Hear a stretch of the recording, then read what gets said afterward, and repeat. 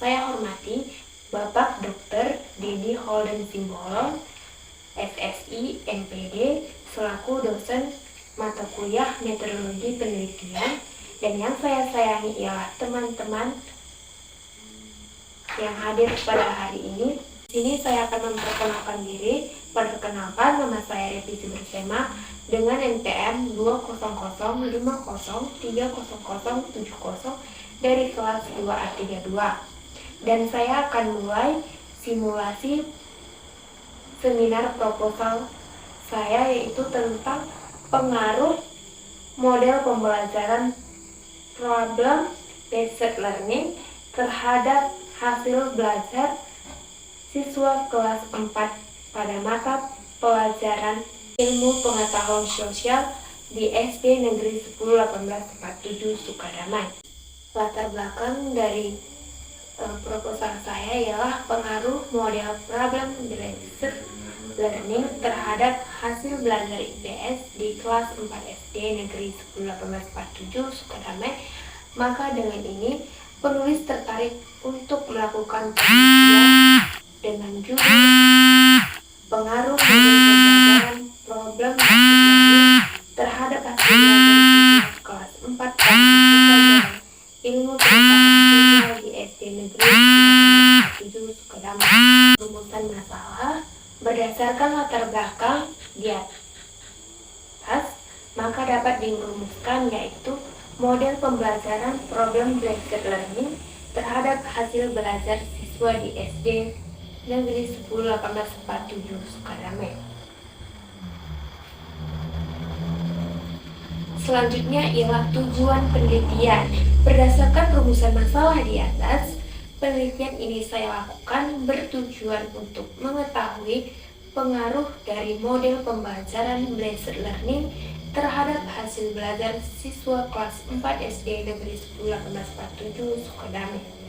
Pembahasan model pembelajaran problem based learning merupakan model pembelajaran yang menghadapkan siswa pada permasalahan konseptual sehingga merangsang siswa untuk belajar dengan menggunakan problem based learning dalam pembelajaran ilmu pengetahuan sosial IPS dan dapat mengembangkan pola berpikir kritis dan analisis serta menghadapkan siswa pada latihan untuk memecahkan masalah-masalah individu maupun sosial.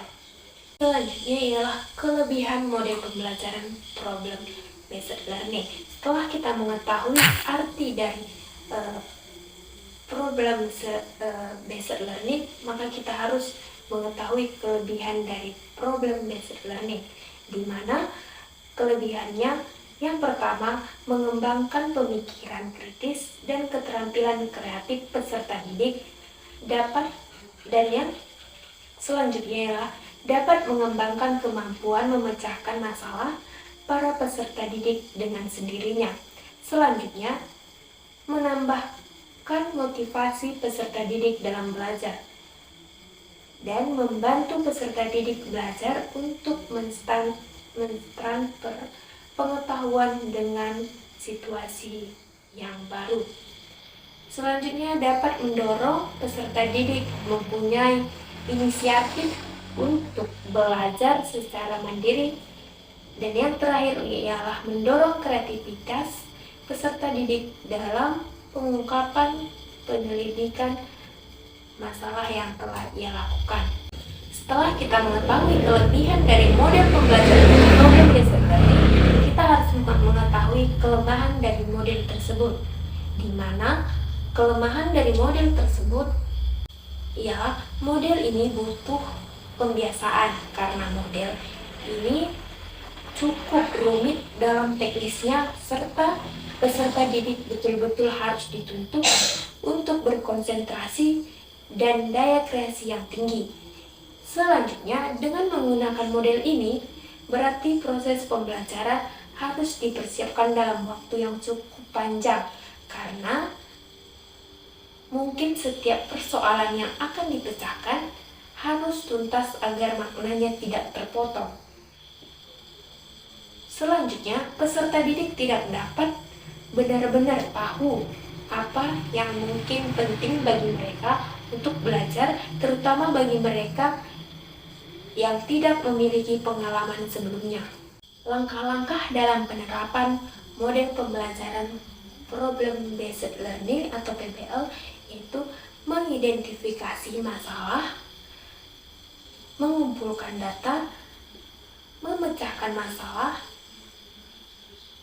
dan berdasarkan pada data yang ada dan analisis, serta memilih cara untuk memecahkan masalah, merencanakan penerapan pemecahan masalah, melakukan uji coba terhadap rencana yang telah ditetapkan, dan melakukan tindak atau action untuk memecahkan masalah. Setelah itu, guru dan peserta didik harus mengetahui peran mereka masing-masing ketika proses pembelajaran dengan model pembelajaran berbasis masalah itu dilaksanakan. Nah, dari penelitian saya menggunakan pengujian hipotesis, di mana pengujian hipotesis bertujuan untuk menguji apakah hipotesis yang telah dilakukan pada penelitian ini diterima atau tidak. Uji hipotesis digunakan untuk melihat hasil tes siswa dari kelompok eksperimen, dan kontrol dilakukan uji parametrik yaitu uji T. Statistik uji ini digunakan dalam varians atau ragam populasi tidak diketahui. Uji T adalah salah satu uji yang digunakan untuk mengetahui ada atau tidaknya perbedaan yang signifikan atau meyakinkan dari dua buah mean sampel dan dua buah variabel yang dikomparasikan. Jadi, sekian hasil simulasi seminar proposal yang dapat saya sampaikan. Jika ada kata atau tutur kata yang kurang berkenan, saya mohon maaf. Sekian dan terima kasih.